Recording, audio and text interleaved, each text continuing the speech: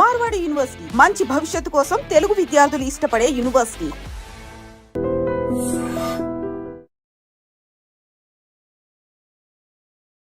నమస్తే, welcome back to IT media. నేను మీ Jhansi. Green card కావాలి అనుకున్నప్పుడు, యుఎస్ వెళ్ళాలి, అక్కడే సెటిల్ అవ్వాలి అనుకున్నప్పుడు చాలా ప్రాసెస్ అయితే మనం చేస్తూ ఉంటాము. అందులో one of the thing I-140 process. మరి ఇది ఎలా చేయాలి, దీనికి రెగ్యులేషన్స్ ఏంటి, ఇప్పుడు తెలుసుకుందాం. ప్రస్తుతం అంతా ఉన్నారు ఇమిగ్రేషన్ అడ్వకేట్ పృథ్వీ గారు. నమస్తే సార్. నమస్తే sir. What is the process of I-140? అసలు ఏంటిది? చాలా మందికి అవేర్నెస్ లేదు. వాట్ ఈస్ I-140 అండ్ దానికి ఎలా మనం ఈ ప్రాసెస్ అంతా నడిపించాలి? I-140 is something called permanent residencyship in US. అక్కడ పర్మనెంట్ జాబ్ కోసం వెళ్ళే ప్రక్రియ.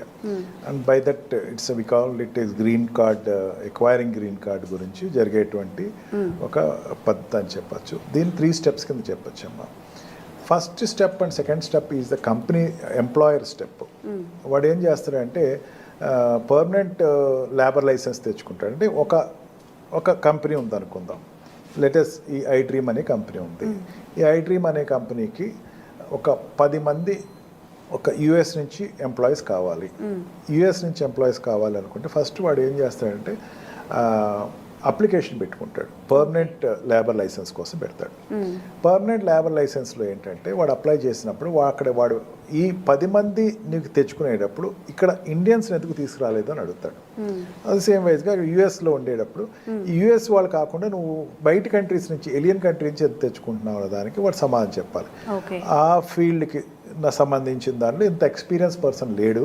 ఎక్స్పీరియన్స్డ్ పర్సన్ అన్నవాడు నేను అడ్వర్టైజ్మెంట్ ఇచ్చుకుంటాను, లేకపోతే యుఎస్లో ఇండియాలో ఉన్నాడు, అతను నాకు కావాలి అని చెప్పేసి కన్విన్స్ చేసుకోవాల్సి వస్తాము.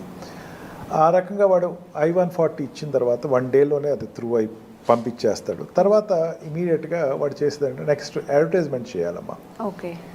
I-140 అప్లై చేసేటప్పుడు బాగా కాషియస్గా వాళ్ళు ఏం పెట్టుకుంటారంటే మైండ్లో, ఫీజు కట్టినప్పుడు I-140కి ఈ ఎంప్లాయీ అన్నవాడు ఇక్కడ నాకు దొరకట్లేదు అన్నది కన్విన్స్ అయితేనే ఆ పర్మిషన్ ఫస్ట్ ఎంప్లాయర్కి వస్తుంది. ఒకసారి ఎంప్లాయర్ వచ్చిన తర్వాత వాడు వెంటనే అడ్వర్టైజ్మెంట్ ఇస్తాడు. అడ్వర్టైజ్మెంట్ ఇచ్చినప్పుడు వచ్చినటువంటి వాళ్ళలో యుఎస్లో ఉన్న వాళ్ళు ఎవరు లేరు అన్నదాన్ని వచ్చిన తర్వాత నెక్స్ట్ ప్రాసెస్ స్టార్ట్ చేస్తాడు.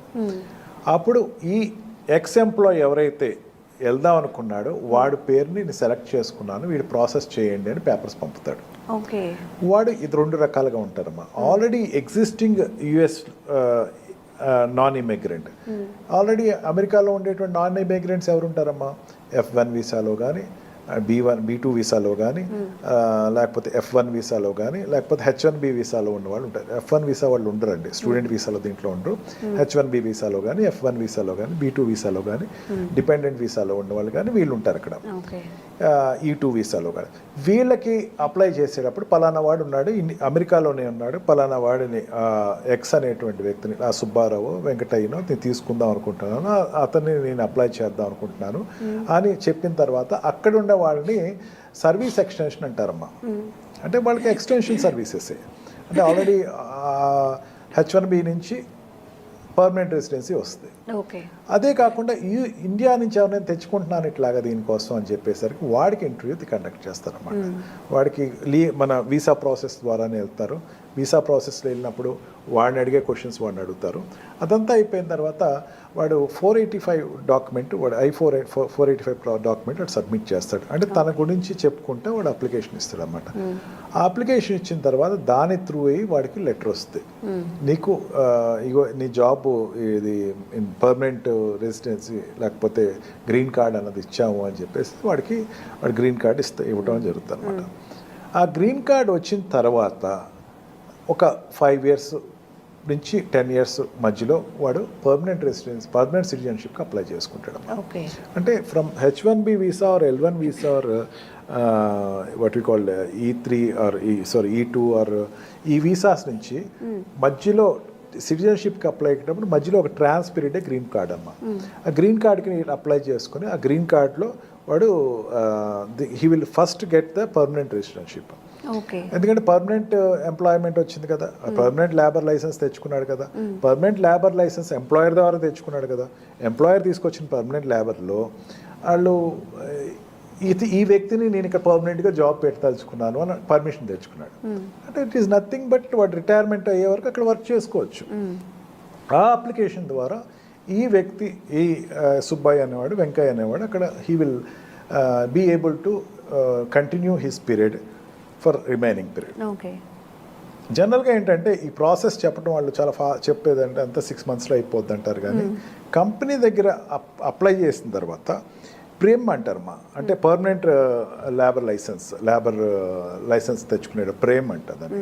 ఆ ప్రేమ్ తెచ్చుకునేటప్పుడు ఆ కంపెనీ ఖచ్చితంగా చెప్పగలగాలి, ఎస్ నాకు ఈ లేబర్ లైసెన్స్ పలానా ఇంతమంది వ్యక్తులు కావాలి, 10 మంది ఎంప్లాయ్మెంట్ కావాలి, ఐ డ్రీమ్కి 10 మంది ఎంప్లాయీస్ కావాలి, వీళ్ళు యూఎస్లో ఉన్నారు, లేకపోతే వీళ్ళు యుగాండాలో ఉన్నారు, లేకపోతే వీళ్ళు లండన్లో ఉన్నారు చెప్పగలగాలి. అది త్రూ అయితేనే కానీ ఈ సుబ్బయ్య వెంకయ్య అనేవాడు అక్కడ రెసిడెన్సీ తెచ్చుకోవడానికి అవ్వదు. మోస్ట్లీ ఏంటంటే H1B వీసా వాళ్ళు, L1 వీసా వాళ్ళు, ఈ వీసాలో ఉన్న వాళ్ళు మాత్రమే ఇది అప్లై చేసుకుంటారు. Otherwise if at all that requirement అనేది ఇండియాలో ఉన్న కూడా వాళ్ళు తీసుకుంటారు.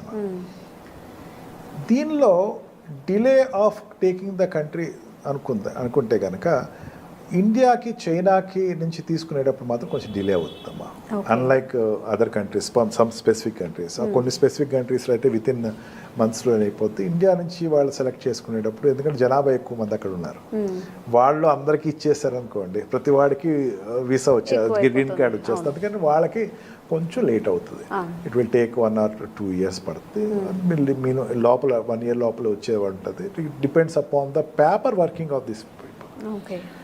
ఇమిగ్రెంట్ లాయర్ యొక్క రోల్ చాలా ఎక్కువ ఉంటుందమ్మా అక్కడ, ఎందుకంటే డాక్యుమెంటేషన్ అంతా అతనే చేస్తాడు. అతను మొత్తం ఆ పేపర్స్ అన్ని సబ్మిట్ చేయటం, ఆ కంపెనీ తరఫున ఇతను ఈ ఎంప్లాయీకి సంబంధించినటువంటి డాక్యుమెంటేషన్స్ అన్ని ఇన్ టైంలో సబ్మిట్ చేయటం, దాన్ని బట్టి అతని యొక్క ఈ వాట్ వి కాల్ I-140 అనేది తెచ్చుకుంటుంది ఉంటుందమ్మా. ఓకే సార్, ఇప్పుడు మనం అక్కడికి వెళ్ళాలన్నప్పుడు మీరు అన్నారు మనకి అండ్ చైనా వాళ్ళకి చాలా టైం పడుతుంది అని చెప్పి, మనం అప్లై చేయాలి అనుకున్నప్పుడు ఇక్కడ నుంచి ప్రాసెస్ ఏంటి? ఇక్కడ నుంచి అన్న స్పెసిఫిక్ ప్రాసెస్ ఉండదమ్మా. This green card is pertaining to H1B visa నుంచి కానీ or this what we call L1 వీసాలో వెళ్ళిన వాళ్ళకి మాత్రమే వస్తుందమ్మా. ఓకే. అండ్ అక్కడ ఉన్న వాళ్ళకి గ్రీన్ కార్డ్ అనేది అక్కడ ఉన్న వాళ్ళకే రెసిడెన్షిప్ వస్తుంది, ఇండియన్స్కి రాదమ్మా అంత ఈజీగా. ఇండియన్స్ అప్లై చేసేటప్పుడు అంటే కొన్ని రేర్ కండిషన్స్ అనేది తీసుకుంటారు. రేర్ కండిషన్స్లో ఒక రేర్గా తీసుకునేవాడు ఉంటారు, దాంట్లో దట్ ఆ కంపెనీ సాటిస్ఫై చేయగలగాలి. మళ్ళీ ఇక్కడ వీసా రెగ్యులేషన్స్, మన రెగ్యులర్గా వీసా ఇంటర్వ్యూస్లో వాళ్ళు ఎంత ఖచ్చితంగా అడుగుతారు, అట్లాంటి క్వశ్చన్స్ అడుగుతారమ్మా. నువ్వు వెళ్ళిపోతున్నావు కానీ నువ్వు పేరెంట్స్ రేపు తీసుకురావు కదా, నువ్వు ఒక్కడే వెళ్ళిపోతావు, ఎన్నాళ్ళు ఉంటావు ఇక్కడ, ఆ కంపెనీ కాంట్రాక్ట్ ఎన్నాళ్ళు ఉన్నావు, తర్వాత తిరిగి వచ్చేస్తావా, నీకు ఇండియాలో ఉన్న అటాచ్మెంట్ ఏంటి, ఇది వాడు అక్కడ డిమాన్స్ట్రేట్ చేయాలి. ఇప్పుడు మనం చెప్పిన ఆన్సర్స్ బట్టి వాళ్ళు నోట్ చేసుకుంటారు కంపల్సరీ వాళ్ళు. మళ్ళీ మనం మన పేరెంట్స్ని తీసుకెళ్తామన్నా లేకపోతే ఇంకొంచెం ఎక్స్టెండ్ చేసుకుంటామన్నా they won't give, no doubt వాళ్ళు ఎవరు. ఇంకా ఓకే, ఫస్ట్ ఏంటంటే you have to create that, నేను అక్కడ జాబ్ వాడు అడిగాడు ఇస్తున్నాను, ఐ హ్యావ్ టు వెరిఫై అనేది చెప్పాలి. అండ్ కంపెనీ అనేది జనరల్గా ఇక్కడ మారుతున్నట్టు కంపెనీస్ మారనని చెప్పాలి. He has to satisfy that board, immigration బోర్డ్ని వాడు సాటిస్ఫై చేయాలి ఫస్ట్, వీసా బోర్డ్ని సాటిస్ఫై చేయాలి, ఆ తర్వాతే వాళ్ళకి వస్తుంది. Generally this H1B, this I-140 will be only for the Indians who are residing in America. Okay. Already వాళ్ళకి H1B వీసాలో కానీ L1 వీసా కానీ ఈ 2లో కానీ ఉంటారు వాళ్ళు ఆల్రెడీ, వాళ్ళకే వస్తుంది తప్ప కొత్తగా ఉన్న వాళ్ళకి అగైన్ వాళ్ళు H1B వీసా తెచ్చుకోవాలా. మీరు అడిగినట్టు వాడు H1B వీసా తెచ్చుకోవాలా, అక్కడ ఉన్నప్పుడు వాడు నాకు కావాలి అని కంపెనీ చెప్పగలగాలి. అంటే కంపెనీకి ఎంత కాన్ఫిడెంట్ ఉండాలో చూడండి. నీ యొక్క ఎగ్జిస్టెన్స్ అనేది very much important. You have ask right question. నువ్వు రావాలి అనుకుంటే you must be very much dedicated to the company. నువ్వు చాలా డెడికేటెడ్గా నీ రోల్ అనేది 100% చేస్తే వీడు నాకు కావాలి, వీడి గ్రీన్ కార్డ్ నేను అప్లై చేయాలి అనుకున్న వాళ్ళకి the company will definitely opt for it. Okay, thank you sir. Thank you.